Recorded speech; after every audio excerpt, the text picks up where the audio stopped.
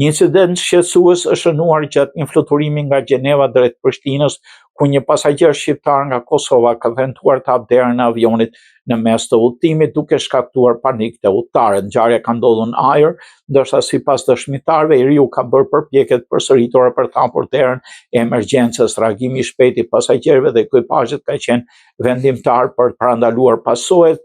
Disa udhëtarë janë hedhur mbi të dhe mendimin e 2 djemve të tjerë kanë arritur të mbajnë nën kontroll derisa situata u stabilizua. Më pas, ndërhyrja e policisë ka neutralizuar përfundimisht ngjarjen duke ndaluar të riun i cili vjonte të fliste me tone të ashpra dhe ofendime.